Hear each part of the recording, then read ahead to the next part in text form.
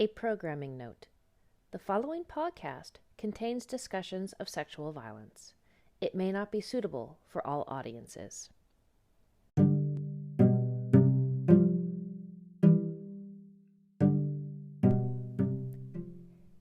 you ever witnessed sexual harassment at your work and didn't know what to do? Or were you too scared to report because you didn't want to risk your job or be accused of misunderstanding what you saw?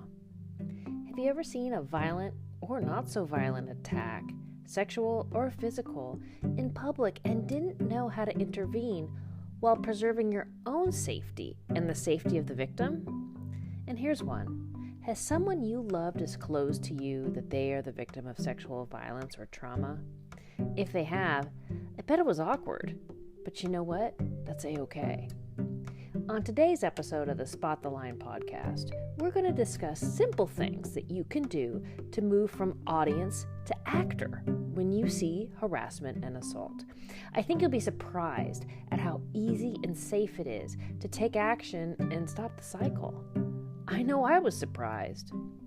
Finally, we're going to discuss the big disclosure and why survivors may not choose the best time to tell you, and the simple thing you can do that will help them the most. All of this and more on today's episode of the Spot the Line podcast. I'm Joelle Castex. I'm the Chief Content Officer at Spot the Line and a global expert, author, and keynote speaker for other survivors of child sexual assault and institutional cover-up. I'm here today with my co-host, Lauren Rizal, one of the co-founders of Spot the Line, and she's one of the nation's foremost experts on the topics of sexual harassment and assault prevention. Hey, Lauren. Hello again, Joelle. This is so much fun. I'm so glad we're here. So today, we're going to talk about actions. We're going to talk about moving from audience to actor when you see sexual harassment at work or in public. And no one really discusses how to address this, how to move from passive to active in a way that helps the victim and stops the behavior. So, when the sexual harassment happens, most of us tend to freeze and we think, oh my God, I can't believe this is happening. Or I can't believe he or she did that. Get me out of here because this is making me really uncomfortable and I don't know what to do to help person X. So let's just dive right in. What do I do when I see sexual harassment? It's not easy to stand up to someone like Andrew Cuomo because your job could be on the line. So, Lauren, give me an example of something that would happen at work and what the ideal response of an active intervention would be. Sure. Well, I want to start by saying there's probably no perfect response that fits for every situation. And so I want people to know that it's not about doing the exact right thing. It's really just about doing something, right? That's going to be better than nothing. But if we're trying to not escalate the situation, but we want to help the situation, then there are a few things that we can keep in mind. Let's say you are in an office situation and you're overhearing a conversation, and you can see by the look on one of the people's faces, they're uncomfortable. It's getting a little too personal, whether it's flirtation or just asking questions that are just too much, right? There's things you can do without ever actually addressing that person was being inappropriate. You can just go up and start a conversation, right? You can just distract them in some way in bringing up something. Hey, you know what? Did you get that report? We got to talk about that. And suddenly you've pulled that person away from the uncomfortable scenario. That can be enough right there. And then you can have a conversation with that person. Hey, were you uncomfortable? Because I was a little uncomfortable with where I heard that conversation going. And then they can say to you either, yes, thank you for coming over and giving me an excuse to walk away. Or they can say, oh, no, we kind of have that kind of relationship and it's not that big of a deal to me. But at least you were there to show, basically validating that it was uncomfortable for you, right? Yeah. And that's important. And also, if it was uncomfortable for them, then they're realizing, oh yeah, that probably was problematic. And thank you for saying something, because I wasn't sure if I was being too sensitive or too, whatever. So even something that basic can make a difference in a harassing situation. Now, I know sometimes we don't see the harassment that happens at work, right? It could be when no one else is around. That's when the perpetrator might have that ideal opportunity. And that's going to be different. But if you actually see it or hear it, don't ignore it. Check it out. Check to see, is this problematic? Because if you think it is, it probably is. Well, and I really like what you said, doing something is better than doing nothing. And I think we've been conditioned over years and years and generations to do nothing because it's none of our business. Mm-hmm. But when it comes to sexual harassment at work, it really is our business. And if there's something we can do, I'm amazed at just how powerful that simple intervention is. Yeah, and you can be more direct if it's something really inappropriate, or you feel like I have to do something right now. This is not okay. I want this person to know this is not okay. Then you can absolutely speak up on behalf of the person in the situation. You come up and say, "Hey, are you really talking about that right now? That is so not professional. We need to not have that conversation here." You can that's something that some people would feel very comfortable doing. Some people might feel like that's a little too direct for them or too intimidating. And again, it could depend on who is the player here. Who's the person who's being inappropriate? Is it everybody's boss? Then it may not be the thing to kind of call them out in front of everyone, right? Yeah. That might not be ideal, but that doesn't mean that, maybe I have a better relationship with this boss. I think that he or she can hear something coming from me. So after the fact, you go into their office and say, "Hey, can I spend a couple minutes? I want to talk to you about something I just saw, or what happened yesterday, and how that might be perceived, or how I perceived it. And you may not realize this." And just kind of, you can give the benefit of a doubt to say, "I don't know if you realized how this came across," but they may not feel comfortable setting a boundary with you because you're the boss. Well, and the power dynamic can be a very essential part of why sexual harassment goes unreported, because you are, the person who's being harassed doesn't want to come forward because they're scared they're going to lose their job. Mm-hmm. I mean, if you come forward, we saw what happened allegedly happened in the Cuomo case, where people come forward and talk about it, and all of a sudden they're transferred or moved or things like that.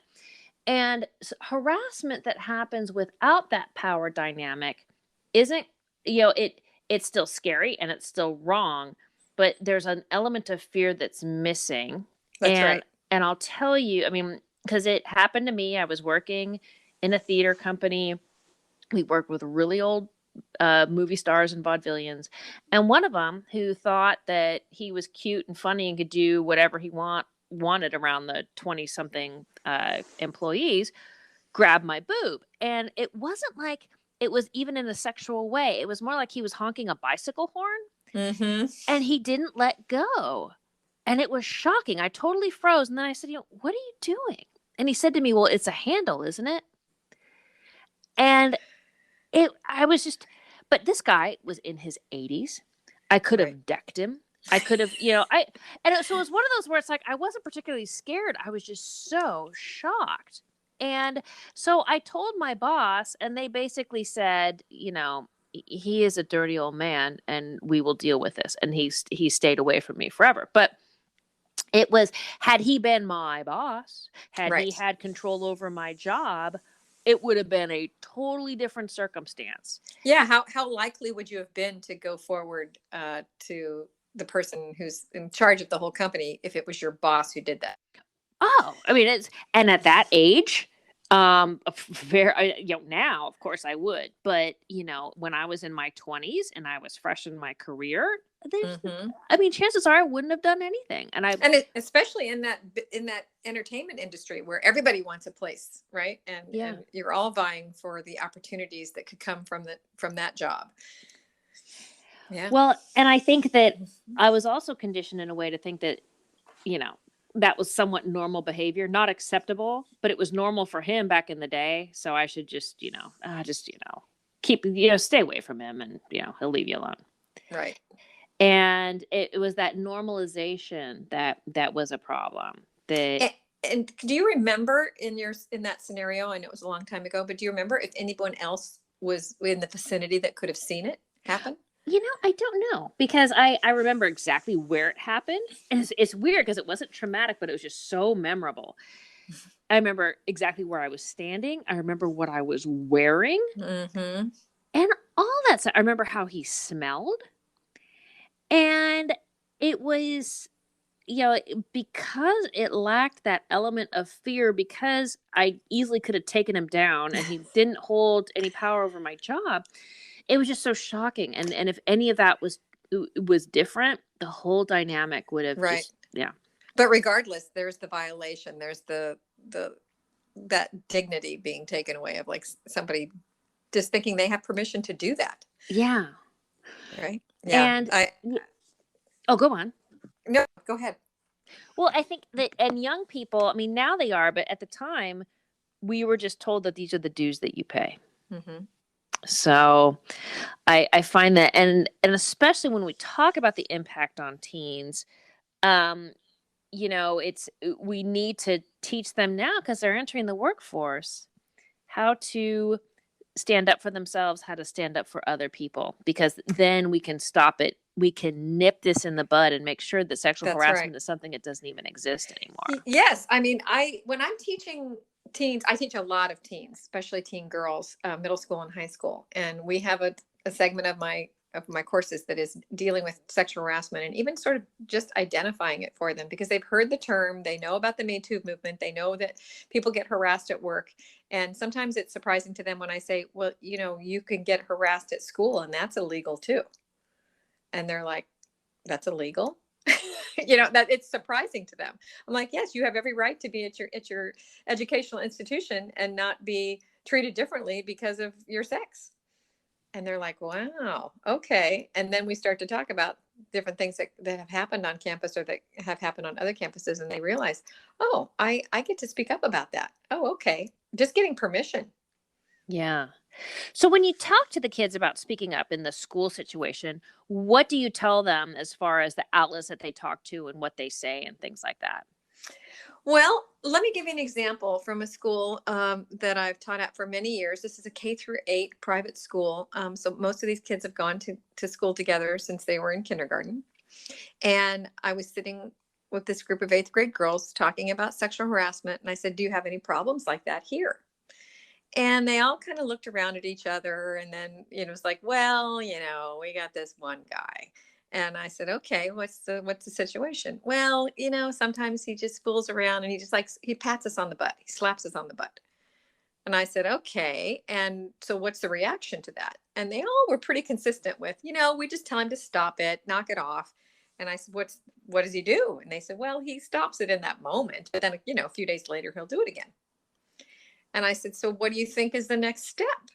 And then they all at this point in the training, they already know what I'm going to recommend they do. So they say, oh, I know, we need to tell someone. We need to tell someone in authority.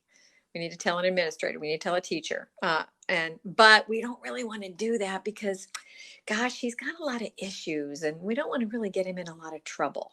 Yeah. And that's the thing that comes up, right? Is that we're concerned about how bad is the punishment going to be, or we just have to we can just suck it up. It's not that bad, right? This is a constant thing that girls and women in particular are prone to do, and that's kind of downplaying our own experience, right? It's not that bad. It's not the Harvey Weinstein situation, for goodness sake, right? So that's happening with these teen girls, and I said, well, okay, so you're trying to protect him. What happens if nothing changes and he's basically seeing he has permission on some level to do this? No one's stopping him that has any power over him. What happens when he's a junior or senior? What's he going to do then? And they're like, oh, he could do something worse than that. I said, yeah, he could be, assaulting women. Like you think you're doing him a favor by not naming it and letting someone come down on him and say, this is not okay, this is illegal, but you're actually setting him up for a bigger fall. And you're also setting up other potential victims. And as soon as they got that message, the next day, they went and reported. Wow. And I didn't tell them they had to. I just was like, I'm encouraging them to do that. They know that's what I want them to do, but I wasn't going to do it for them. And they did. And what happened was exactly what I had told them would probably happen. The parents would be brought in. He would be brought in. They would have a discussion. It's not like he was going to get kicked out of school for patting someone on the butt, but he was told, this is not acceptable. This is illegal. We are not going to put up with this here. And it stopped. It was the naming and the shaming of the behavior. Yeah. I mean, he just needed someone who had authority over Yeah. him to tell him no. And that did it. And so I believe those girls are now empowered. They saw that when they spoke up, action was taken and the situation was addressed. And I think that if they can take that with them into when they do go into the workplace and have that experience, it's all going to be good. But of course, that's assuming that we have, HR departments and leadership in workplaces that are going to be committed to eradicating this issue. So here's a question. What do you do if you're in a job situation and you want to report sexual harassment, but you don't feel safe doing so, or you think your report is not going to be addressed correctly? So it depends on how big of an organization we're talking about, how many options you might have of who to report to, right? If you're at a small organization and it's the boss and there's nobody really to go to outside that's going to be able to address this, then you might have to go as far as outside of the organization and report it to the EEOC, right? So they're going to be able to come in and work on your behalf to address this situation. But so I'm going to stop you there for a second. So is there like a link on the EEOC site that people could go to report it, or will they have to dig deep, or do they need a lawyer to do this? No, you can report it directly from the website. Okay, cool. Yeah. So, I mean, that's a kind of a worst case scenario if you really have nowhere to go within the organization. But oftentimes larger organizations will have more than one person who is ready to take that kind of a report. And it could be the director of HR. It could be at colleges, it's a Title IX coordinator, right? There are people that have some training to do this. And again, a lot of companies are not quite up to snuff on how they're handling these situations, but they're learning very quickly that they need to, because it's costing them money. Right. Yeah. But yeah, so if it's your supervisor who's the problem, going to someone who's above them is ideal. Right. Sometimes, depending on the severity of the situation, it may even be going to another supervisor who's that person's peer and saying, I'm having this issue. I just want this to stop. Can you help me? Yeah. Because supervisors, at least in most states, supervisors are required reporters. So if they know, they're going to go to all the right people to say, okay, we have a problem here. We have to address it before it gets any worse. So you said some things here that I think people should really take with them. And one is, don't minimize. So still report, because what's happening, even though you're minimizing it, it is most likely still illegal. It makes you uncomfortable, and the behavior could escalate. That's right. And rarely does sexual harassment go away on its own. Almost always it will actually increase in severity. Well, because when action isn't taken, the aggressor thinks that the actions are okay and will continue to push those boundaries. That's right, Joelle. Wow. Okay, so this is fascinating, and we're going to take a quick break. And when we get back, we're going to talk about being an ally, moving from audience to actor when you witness abuse in public. We'll be right back.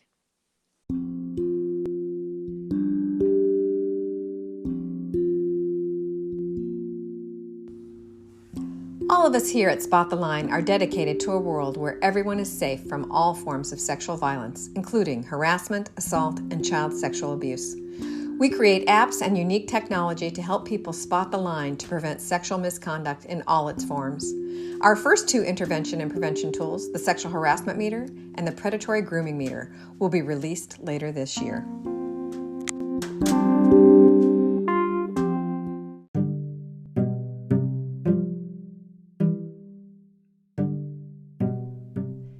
This is the Spot the Line podcast. Welcome back. Before the break, Lauren and I had a great discussion about sexual harassment, intervening on the part of someone that you know or someone that you see being sexually harassed, how to report, and how to stand up for yourself while not minimizing the abuse. So, what happens, though, when you see abuse or violence in public? I mean, this can be a very scary situation, and nobody, again, trains us on what to do. And just like with sexual harassment, most of us were told to stay out of it, or that's their business, especially if the actions were between a husband and wife. Mm-hmm. So it's hard enough to step in when you see dating violence, but seeing violence between total strangers who are obviously in some kind of domestic situation, and the risk to yourself can be perceived as really, really high. So, Lauren, you have a story about this, don't you? I do. I have a story that happened quite a few years ago. And ironically, this incident occurred at the same time as I was actually teaching a self-defense class for adult women. So I'm in the middle of a class in West Hollywood at a big auditorium in a park. And we're in the first session of the class, and I'm teaching the women to use their voice and yell no. So we're making quite a bit of noise, actually. And then in between yelling, I heard this sound outside, and it sounded like a woman was screaming, like not in a good way, right? Yeah. And we all paused, and then it was gone. And it's like, okay, maybe we didn't really, I don't know if did we hear what we thought we heard. And then I kind of continued the class, and then, oh no, I heard it again. Okay, everybody stay right here. I tell my students, stay inside. I'm going to go check this out. So I walk outside. I look down the way to where there's a parking lot, and it's about, 50, 60 feet away. And I see this woman on the ground, and a man is kicking her in the torso. Oh my God. And I was like, holy, okay, here we go. So I head on down there, and now this is my choice, right? I know that I'm going to take this. I'm going to intervene. I'm not going to intervene by jumping in and pulling him away from her and getting into a physical confrontation with him. Even though I'm a self-defense instructor, I could actually handle that situation. I could disable him if I wanted to, but that's not my goal. My goal is to stop this attack, right? Mm-hmm. So I get about 10 feet away, and I say, hey. And he stops, and he looks at me, and he's like, what do you want? And I'm not even dealing with him. I just look at her and say, hey, do you want to come with me? Can you can come with me. You'll be safe. And she starts to get up, and he's like, oh, mind your own business. I said, and then I look at her and I said, do you want me to call the police? And she starts to say something. He goes, oh yeah, go ahead, call the police. They know my name. And then he gives me his name. This is how out of it he is, right? And then I'm realizing, oh, this is a domestic violence situation, right? This has happened before, and which is not great, but okay, I know what I'm dealing with now. But I'm standing there. I never come closer than that 10 feet from him. I'm in sort of a modified, what we call ready stance, so that I am prepared if he were to come at me. I'm prepared to, protect myself. But I'm looking at him, and he's the average height of a guy. He's like 5'9", doesn't appear to have a weapon, and she's walking away. And he's looking at me, and he's kind of angry, and he's like, mind your own fucking business. And he's just, yell. But she's walking away. She doesn't want to come with me, right? She's pretty downtrodden, but she's like, I just want to go home. I just want to go home, she's saying. And he's just standing there staring at me, watching her walk away, but he's not moving. And she's able to go. So in that moment, all I knew that I did was I stopped that abuse in that moment. Right. Yeah. And that's all I could do. She wasn't willing to come with me. It wasn't like I was going to take her to the police station to report. She wasn't there. She wasn't in that space. But I didn't just do nothing. Right. I just the fact that my presence there, and that I was willing to say, hey, do you need me to make a call for you? Do you want to call, you want to come with me? That was enough for her to have that moment to get away, where he felt like, well, I can't do anything now. I have a witness. Right. And even though I told my students to stay in the room, they had all, unbeknownst to me, come out of the room. They were all peeking around the corner of the building, watching this whole thing go down. And some of them thought that I had hired actors. Oh, I bet they did. Yeah. Because we're in West Hollywood. I'm like, no, this is real life. That was what was actually happening. But I think it's important for people to know that even in an actual physical altercation, the way to stop it, I didn't have to actually jump into the physical altercation to stop it. Right? Well, yeah. And you did something else which stands out to me as really, really important. And I'll go about my point in a long way. But with domestic violence, especially, one of the big signs is when the husband or the aggressor does all the speaking for the victim in the situation. Mm-hmm. I'm answering for both of us. I'm coming into the doctor's appointment. I'm managing the situation. She doesn't need to answer her own questions. And what you did when you intervened was you talked to her. You said, hey, can I help you? Do you want me to call the police? Because it was a way that he was, some of his power was kind of robbed from him at that moment. And he couldn't come at you and say, you weren't threatening him. That's You right. weren't getting in his way and telling him to stop, to which he will say, hey, I can do whatever I want. You were addressing her. And to the person who is beating and abusing this other person, that victim isn't an entity at the time. And you gave that person a name and agency. Mm-hmm. Exactly. And that is so simple. You don't have to fight. You don't have to do anything. And so that's really, really powerful. And you did it from 10 feet away. Mm-hmm. And that's an amazing story. Yeah, I think it does illustrate that that there's different ways to handle a situation that's not as dangerous, putting yourself in danger, right? You don't need to do that. There's a program that you may be familiar with. It's called the Green Dot Program, and it's an organization that addresses sexual violence on college campuses, and they establish these 3Ds of kind of being a bystander who intervenes: that distract, delegate, and direct. And I have a wonderfully talented colleague, Meredith Gold, shout out to her, that recently partnered with Hollaback, which is an organization that's original focus, I think, was to end gender-based harassment in public spaces. I think they've expanded now, but she was offering a bystander intervention training with them. And she shared with me that they've expanded those 3Ds and they've made 5Ds. So I went to their website to take a look at the 5Ds. And I think it'd be worth sharing with our listeners now a little mini lesson in intervention. Yes. With total credit to Hollaback for their way of structuring these different responses, because I'm a total sucker for alliteration. So I love the 5Ds. Okay. So we've got, the first one is distract. So if you see something happening between two people, you see someone who's uncomfortable, maybe someone's encroaching on their space, maybe they're yelling at them, whatever the thing is, you can distract by taking kind of an indirect approach, like, hey, do you know if the number 2 bus has come by?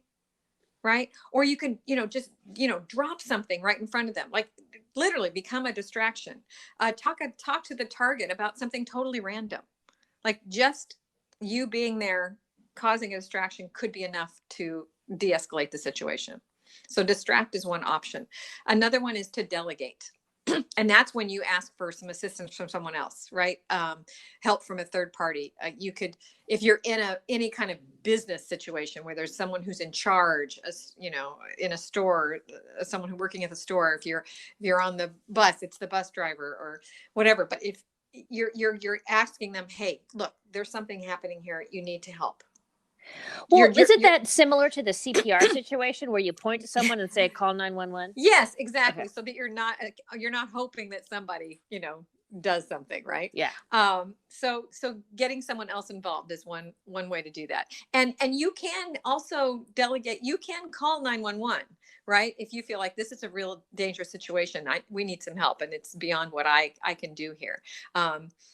But before you do that, usually you would want to kind of use a distraction technique to check in with the person who's being targeted to make sure that that's what they want, right? That you're not doing something that they don't want. Because some people, we know this now, right? Some people may be really uncomfortable about law enforcement intervention because for many communities, having a history of being mistreated by law enforcement makes them not so trustworthy of how that might go down, right? So we definitely want to check with someone. So that's the second D. The third D is to document. So this is, of course, we've seen a lot of instances of this now with everybody with their phones. Documenting is not your first move, right? Obviously we don't want to just watch something happening where, especially if someone's getting hurt or it looks like it's escalating. So don't just sit there and go, you know what, the best thing I can do is videotape. No, the best thing you can do is probably do a distraction or delegate someone to do something. And then if you feel like everybody's safety is not at risk, then you can go ahead and start recording. right? And then after you have a recording of whatever just went down, you want to make sure and ask the person who is being harassed what they want you to do with it. This is not something you should post online to say, hey, look what I just saw, Yeah, right? yeah. Without their permission. But you want to definitely, it can be very helpful, as we know, in cases of someone who's being physically injured. So that's that D. And then the next one is delay. So let's say that you couldn't act in the moment. It all happened so fast.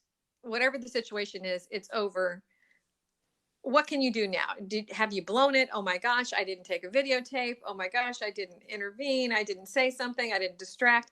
That doesn't mean all is lost. You going up to the person after the fact and asking them, are you okay? I'm so sorry that happened to you. Is there anything I could do? Can I sit with you for a while? Do you need me to walk you to your next destination? Um, Anything like that. If you did have a chance to document even a little bit of it, hey, do you want me to send this to you? Just they say delay, I think, because that's you had a delayed response, right? Yeah. Yeah. But then you did a D, but it works. Yeah, but it works, right? So that's one. And then the last one is to be direct. And there are situations where you might feel comfortable naming what's happening or confronting the harasser. Now, this is a little bit trickier. Right? If this harasser may turn on you and start doing whatever abuse they were doing to the other person to you, or it could escalate. But again, before you decide to respond directly, really take an assessment. Are you safe? Is the person being harassed physically safe? Is this just a verbal situation? Does it seem unlikely that it's going to escalate? Can you tell if the person that's being harassed wants someone to speak up? Are they kind of looking around for help? If you can answer yes, right, then okay, let's take an intervention. Let's say, hey, you know what? Leave them alone. Or, you know what? That's racist. Stop it. That's homophobic. You need leave that person alone. That's disrespectful. Like you can address that behavior directly. And I'm always a proponent for, educating people whenever possible, but you have to do it in a safe way. So the most important thing when you're being direct is to be short and succinct. You are not engaging in a big back and forth dialogue. Well, and that leads me directly to the next question I had. So let's say that there are cases of catcalling and things like that. I mean, what is the response to that? Because I know that catcalling can be very, very traumatic for a lot of people. Yes, this comes up a lot in my classes with teenagers, as you might well imagine, and they always ask, "What do I do if this happens?" And there's not a perfect answer to that. I would say the one thing not to do is just completely ignore it, because they know you can hear them. Yeah. Right? Like, even if you're like, I'm above this, I'm just going to keep on going and pretend like I don't hear it. That's giving them permission to keep doing it. Right? That's what our culture has taught them with it. So it's also not the safe thing necessarily to go up and jump into this group of guys, in this case, maybe, right, who are, making these comments and be like, hey, you have to stop doing that. That's not okay. And you're yelling in their face. Like, that's probably not going to be helpful. That could definitely escalate. You've got probably more than one person, against you. So what's the middle ground? And the middle ground might be, you don't even stop your stride, but you turn and you look at them and you're like, you can give them a look that says, that's disgusting. You can say, it's not okay to talk that way on the street. Like, you can just name it as you're going, but it's, again, you're not getting into a big back and forth with them, but you're identifying that, yeah, I heard, and you're the jerk here, right? That I know that I don't have to accept that. And that also might feel too much, right? And I'm not telling people that that's what they should do. I'm just saying that's an option. What I do tell people always to do, regardless of how it went when you were on the street, is don't just forget about it and shove it down. Because as you said, it can be very traumatic. It can be very triggering.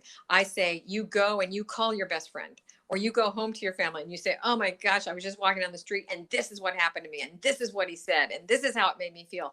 And you get it out and you process and you get some validation for, yeah, that's really not okay that happened to you. Because then you're not, oftentimes I've talked to women who have realized they've had something happen to them in their life, maybe even in that day or the day before, with some jerk who said something inappropriate. And then they end up taking it out on their husband. right? Who said something really minor, and then they're like letting loose, because really it's not about what just happened with their husband. It's about what happened with this jerk on the street.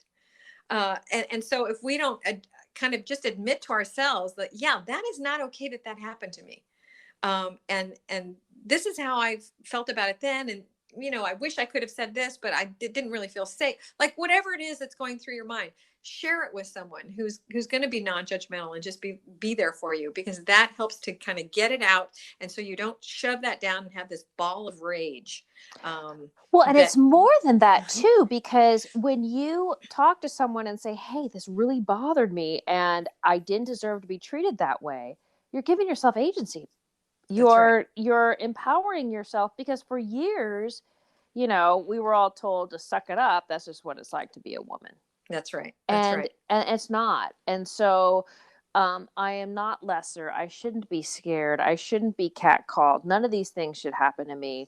And sometimes they do, but if I own it and say I don't deserve it, or not, you know what I mean when I say Yes. that, Yeah. but you speak about it, you say I don't deserve it, then you're not minimizing yourself and your experience. Yeah. Yeah. And oftentimes it's not even our experience. It's that when we're seeing something else that we get really frozen and don't know what to do when we see it going down.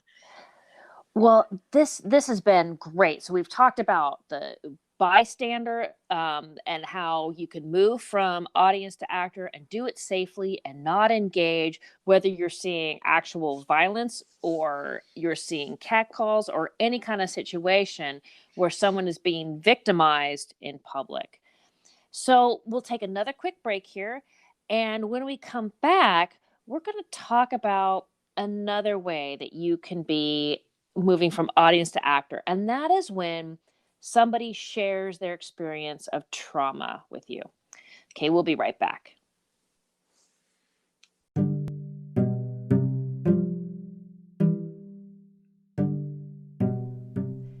This is the Spot the Line podcast.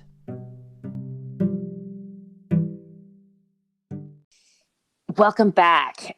Lauren, you and I have tackled a lot of really big subjects here, and it's a lot to digest. And so in our next segment, I want to talk about something that most likely has happened to every single member of our audience. And it's something that none of us are trained to deal with. And that's when someone comes to you to tell you that they were sexually abused, sexually assaulted, they were raped, they're the victim of sexual trauma. Or you see this disclosure on social media or in a public space. So, what do you do when someone comes to you and shares their experience of trauma? And, like, what if you're the first person they've ever told? Just like no one has taught us how to intervene when we see violence, I think that our culture gives us even less guidance on what to do when someone discloses. So let's talk about the simple things that people can do to support the survivor when they come forward and disclose, or that someone has disclosed on social media, and how you can do it in a way that's not enabling but supportive. So, Lauren, what are some of the things that you do?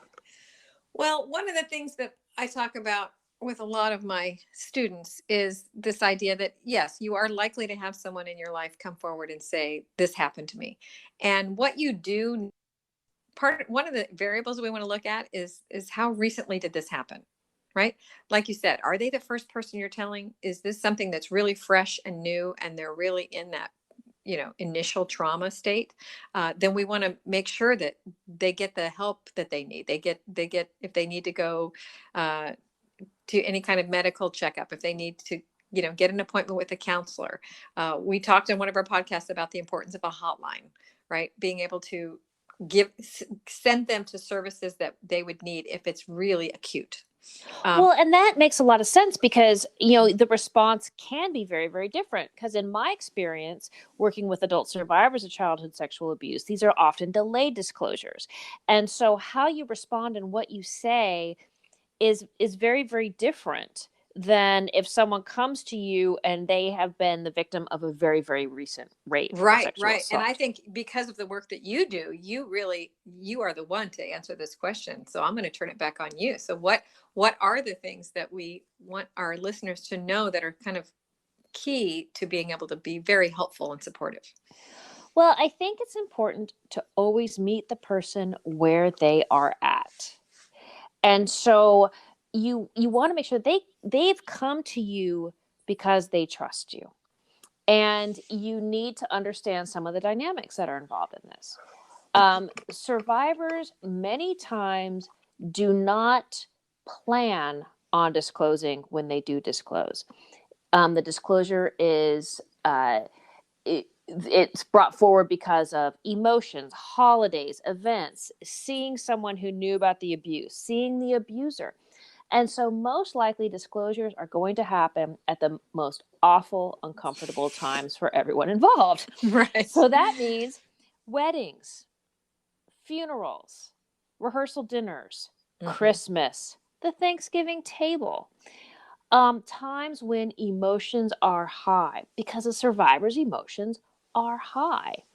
And when they disclose, it will be in a situation that most likely will be awkward. And as long as we all understand that and accept that, then we can get rid of that initial response, which is, why are you telling me this now? And another thing to remember is that, especially in the case of younger survivors, and Me Too was a perfect example of this, social media, even though you're telling the world, is a very safe place. So you can say Me Too, hit send, and shut your computer and run away. You don't have to see anyone when you do it. And so we see lots of cases of young people disclosing abuse on social media because it's so much easier to say it electronically when you're hiding in the safety of your bedroom or your office or your car than it is to actually go to someone who will be affected by this news. And so if we accept that and say it's okay inside of the person who's being disclosed to, then you can meet this person where they're at without any sense of judgment, without saying, well, why didn't you tell me? Why did you post it on Facebook? And why? Well, you should have come to me years ago, and now you tell the world. And so right. So they're feeling judged at the very moment that's the last thing they need to be. Exactly. And they're being forced back into more secrecy. And people, you need to take your ego out of it, because when someone discloses to you, it's not about you. It's about the survivor. And the more you can provide a safe space. And so what is that safe space? You just listen and you accept. Number one. You validate their experience. So in the case of a survivor who was abused a while ago, it was not your fault. I believe you. I'm here. I will listen. And just telling someone you believe them is huge. Telling someone that it was not their fault in later cases is very, very powerful, because people will internalize that childhood sexual abuse. And as an adult, think that as a kid, they should have done, well, why didn't I punch the guy? Why didn't I run away? Why didn't I tell someone? And by just saying, it wasn't your fault. And you don't need to explain why, just know it wasn't your fault. It was a crime. And I'm so sorry. And I believe you. Those words are so powerful. And it sounds like, okay, that's so easy. Everybody can do that. And so they can't imagine that it could be that impactful, but it really is, just to say, I believe you. And I'm so sorry that happened to you. Well, and being willing to embrace the awkward silence, because sometimes that's just what the survivor, that's what they want. They've told you and they just want that silence there to absorb. And what our problem is as human beings is we like to fill that void with words. And so that's when we try to offer advice. Oh, well, let's do this. Let's do that. That's when we try to... Have you done this? Have you already done that? Right? Yes. Or, which my big pet peeve is when someone tries to relate it in their own life. And so, I'll use an example that, anytime someone comes forward in my circle and says, gosh, something horrible happened to me, my husband will say, oh yeah, that reminds me of the time when my parents got divorced. I'm like, no, this is not about your parents' divorce. He's like, well, I thought I was adding value. I'm like, this is not a meeting. They just want you to listen. And so for people, especially people who are fixers, and my husband's a fixer, and he solves problems, he takes care of us. And so, but in certain situations, you can't fix this. All you can do is just be there. And that's something to remember. Your role is as support. You're not enabling. You're not, again, fixing. In many ways, you're not even actively helping, but just by being there, you're providing this amazing support. And there's something else that we all have to remember too, is that when a survivor discloses and they've been hiding this for a long time, and they're suffering from the effects of PTSD and trauma and shame and secrecy and all the other stuff, there's going to be some drama that goes along with that. And they don't mean to. It's never intentional, but you need to make sure that you don't try to, you don't end up fitting into any of these roles in the drama triangle. And, the number one is victim. And the number two is hero. You can't be this person's hero. And the number three is the oppressor. So you can't be their hero, and you can't be the person saying, well, dummy, why didn't you do something? So what you need to do is extricate yourself from that and say, I will sit here beside you, and I will hold your hand, and I will listen. And you don't assume a role. You just say, I'm here for you. And that's a great visual. If you can imagine yourself sitting beside the person and just your presence is enough. Yeah. And your acceptance. Let me ask you a question. When you do see something that was disclosed on social media, because like you said, teens that might be a place that they go, and you follow that person, or you're friends with that person, what do you suggest that people do in a situation like that? What's the way to be supportive when they didn't say it to you directly, they just said it to this larger audience? If you see or suspect abuse happening right now, you call the cops, period. That's right. Yeah. And that's really important to note. I'm talking about like a long time, and this goes with another big dynamic, which is survivors will seldom, if ever, tell you the whole story all at once. And the reason is that no one has believed them for so many years that they're certainly not going to put out everything. They're going to test the waters, and they're going to say, well, this thing happened, but it was only once. And to see if you accept that and if you believe them. And then if you do, later on, they'll tell you a little bit more about what happened because you've made it safer. And so it's important to note that the story over time, as the person trusts you, will grow. And it may not grow in a way that makes you comfortable. It may not grow in a way that is good. But it shows that level of trust, because survivors have been robbed of that, and they will make sure. I mean, I was the same way. I did not tell people everything that happened. First of all, because it was awful, and people just don't want to hear that. And second of all, no one believed me, and everybody blamed me. So why would I tell anyone else the full story so I can have someone else hate me? Right. Yeah. Well, and what you're saying, I think it makes sense to kind of keep in mind that they're in charge of the disclosure and the pace and what they want to talk about and when they want to talk about it. Exactly. And it's their story to tell. And so you need to make it perfectly clear that as long as there's not impending danger and the abuse is not continuing, that you will let them continue to own their story. For example, I get a lot of phone calls from people who, were abused decades earlier. And they know that when they tell me, I'm not gonna, if we're in the same social circle, tell everybody that this happened. Right. And so, and that's for the delayed disclosure. But again, I want to make it really clear that if you see or suspect abuse, or a child discloses to you that the abuse is happening, you need to report, period. Yes. Do not hesitate. Yeah. So, it is a dynamic, and the most important thing we can tell people when someone discloses to them is to just take a deep breath and just be there for that survivor. Mm-hmm. Because when you're a bystander, doing something is better than doing nothing. It's almost switched in this case. Sometimes just sitting there and doing nothing is Yes, exactly what that person needs. that's right. And just even saying, thank you for trusting me to tell me your Yes. story. Yeah. And so, and I think that's a good way to end today's podcast and to really understand that we are so much better equipped now to handle things like someone disclosing or when we see or witness abuse. And I think we tend to, be kind of gloom and doom. And when I say we, I mean on a global scale. And I think it's important to see that the world is a much safer place the more we equip and inform ourselves. And I watched my son grow up, and I know that he's going to have a beautiful, wonderful life, and that he doesn't have to live in fear because I'm doing everything I can to equip him with the tools he needs to be a good and responsible and active citizen in society.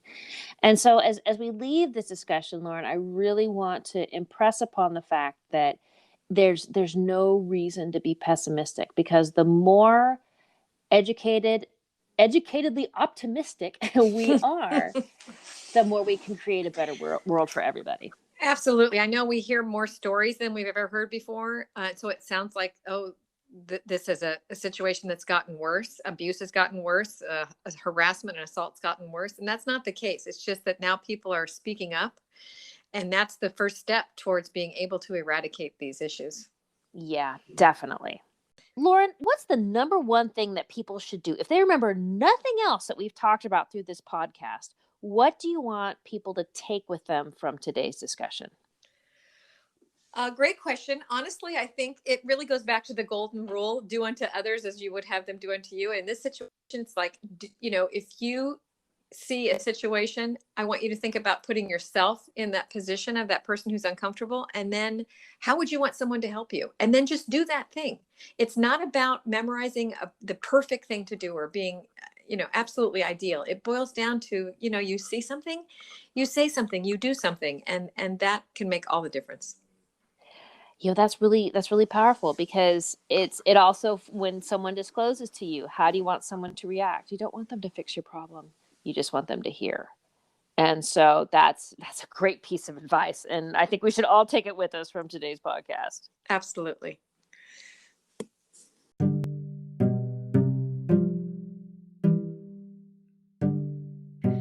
Well, that's all we have time for today. If you like what we're doing here, give us a 5-star rating. Subscribe now wherever you get your podcasts. And be sure to share Spot the Line with your friends, your family, your colleagues. You can follow us on Twitter and Instagram at Spot the Line, and join our conversation on Facebook, because we're all in this together. See you next time.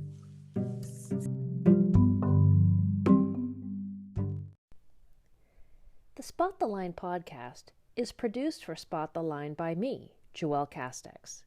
This episode was written by and co-hosted by Joelle Castex and Lauren Rizal.